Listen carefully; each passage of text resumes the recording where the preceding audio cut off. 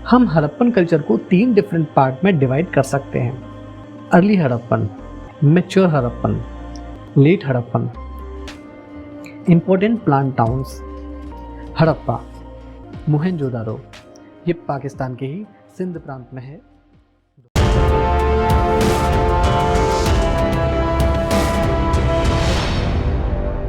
Hello दोस्तों, आपका स्वागत है हमारे चैनल लर्निंग डेली पर। पिछले वीडियो में हमने प्री हिस्ट्री यानी स्टोन एज को डिस्कस किया था। अब हम डिस्कस करेंगे इंडस वैली सिविलाइजेशन। इसे सिंधु घाटी की सभ्यता या हड़प्पन कल्चर भी कहते हैं। हिस्ट्री को ठीक से समझने के लिए इवेंट्स के सीक्वेंस की इंफॉर्मेशन बहुत ज़रूरी होती है। अगर हिस्ट्री को विदाउट सीक्वेंस पढ़ें तो ना तो हिस्ट्री ठीक से समझ आती है और बोरिंग भी लगती है। तो इस वीडियो को देखने से पहले आप प्रीवियस वीडियो को ज़रूर देखें, जिससे कि सीक्वेंस बना रहे।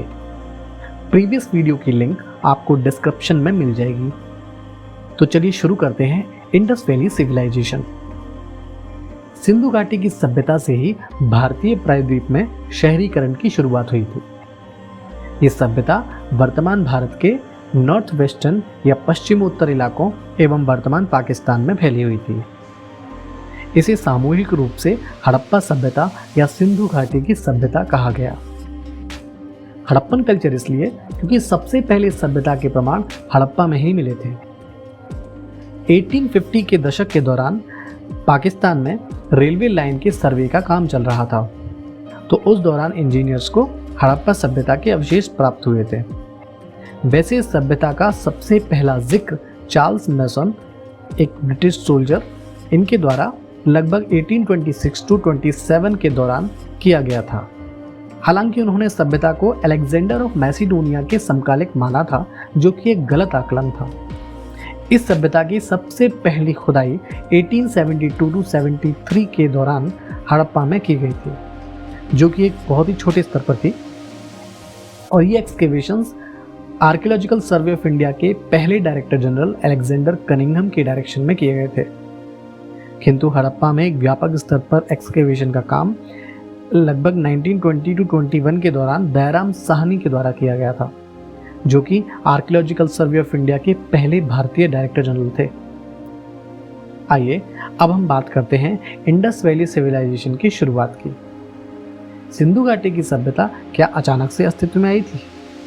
जी नहीं, दरअसल न्योलिथिक पीरियड के दौरान ही यहाँ पर गांवों की बसाहट शुरू हो गई थी, जिसके अवशेष हमें मेहरगढ़ की साइड से प्राप्त भी हुए हैं। ऐसा माना जाता है कि यहीं से यह सभ्यता धीरे धीरे एक लंबे अंतराल के बाद अस्तित्व में आई। आइए हम डिस्कस करते हैं हड़प्पन कल्चर के विस्तार के बारे में। हम हड़प्पन कल्चर को 3 डिफरेंट पार्ट में डिवाइड कर सकते हैं। पहला है अर्ली हड़प्पन, 3000 टू 2600 BCE। ये न्योलिथिक एज के बाद का समय था। Mature Harappan, 2600 to 1900 BCE। ये इंडस कल्चर का सबसे परिपक्व दौर था, जिसमें यह सभ्यता अपने चरम पर थी। तीसरा है लेट हड़प्पन, 1900 टू 1700 BCE। और इस दौर में इंडस सिविलाइजेशन अपने अंतिम दौर में थी। इसके बाद ये सभ्यता धीरे धीरे लुप्त होने की ओर अग्रसर हो गई। Geographical area and the settlement: Sindhu घाटी की सभ्यता उस दौरान लगभग 15 लाख वर्ग किलोमीटर के दायरे में फैली हुई थी। इस सभ्यता का विस्तार नॉर्थ में शोरतुगई अफगानिस्तान से साउथ में दैमाबाद महाराष्ट्र तक था, तथा पश्चिम में सतकाजेंडर से पूर्व में आलमगीरपुर उत्तर प्रदेश तक फैला हुआ था। और इसका कोर एरिया पाकिस्तान, पंजाब, हरियाणा, गुजरात एवं राजस्थान के क्षेत्रों में स्थित था।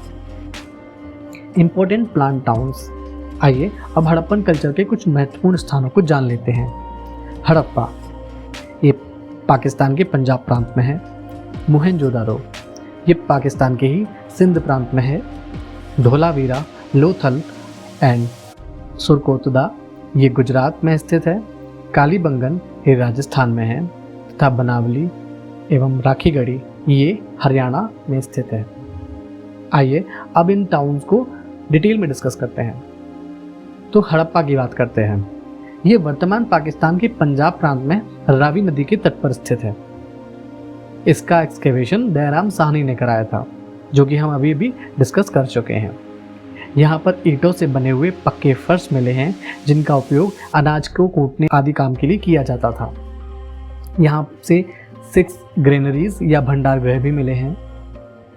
मोहनजोदाड़ो, ये इंडस या सिंध नदी के किनारे पर सिंध प्रांत पाकिस्तान में स्थित है।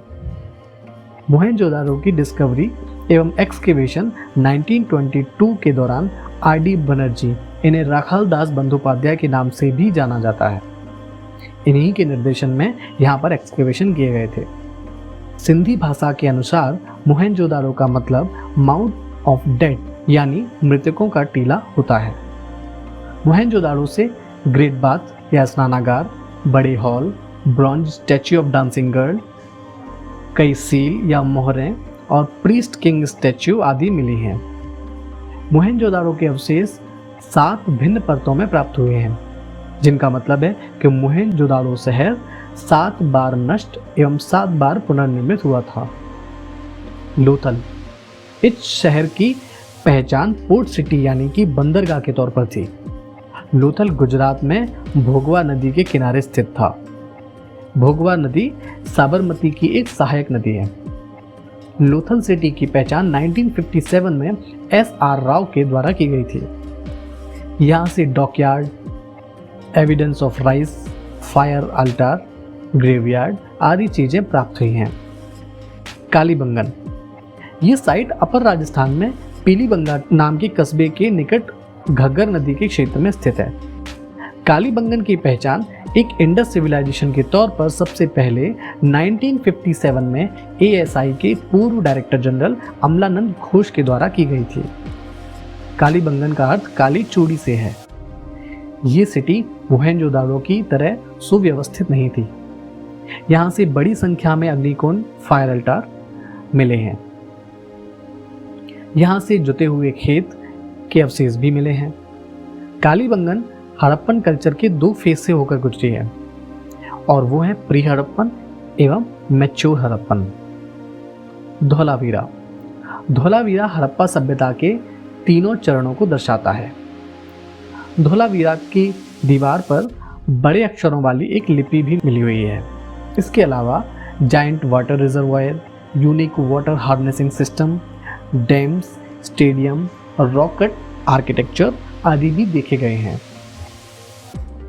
इसके अलावा कुछ और महत्वपूर्ण साइट्स तथा वहां से प्राप्त कुछ वस्तुओं को डिस्कस कर लेते हैं, जैसे रंगपुर, यहाँ से चावल के प्रमाण मिले हैं। सुरकोतदा, यहाँ से हॉर्स बोन यानी कि घोड़े की हड्डी, स्टोन कवर्ड ग्रेव मिले हैं। चहुदारो, यहाँ से bangle factory, ink pot, carts with seated driver प्राप्त हुए हैं, और ये इकलौता ऐसा शहर था जहाँ पर सिटाडेल नहीं था। इसके बारे में हम आगे डिस्कस करेंगे। बालाकोट, यहाँ से बेंगल फैक्ट्री। दैमाबाद, यहाँ से ब्रॉन्ज बुफेलो। रोपड़, जो कि पंजाब में स्थित है, यहाँ से बिल्डिंग जो कि स्टोन और मिट्टी से बनी हुई है। और dog buried with human, 1 scribed steatite seal और भी सामग्रियाँ मिली हैं। बनावली, जो कि हरियाणा में स्थित है, यहाँ से काफ़ी ज़्यादा मात्रा में जौ के अवशेष मिले हैं तथा ये एकमात्र ऐसा शहर था जहाँ से घुमावदार सड़कों के अवशेष भी प्राप्त हुए हैं। इसके अलावा यहाँ से ओवल सेटलमेंट, टॉय प्लाव आदि भी प्राप्त हुए हैं।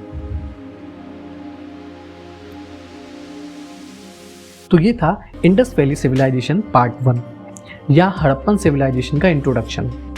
इसके बाद हम अपने नेक्स्ट वीडियो में इसका पार्ट 2 यानी features of Indus valley civilisation देखेंगे।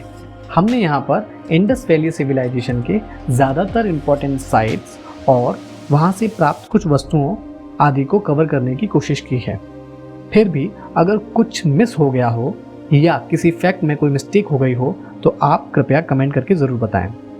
और आपको हमारा ये वीडियो कैसा लगा ये भी कमेंट ज़रूर करें।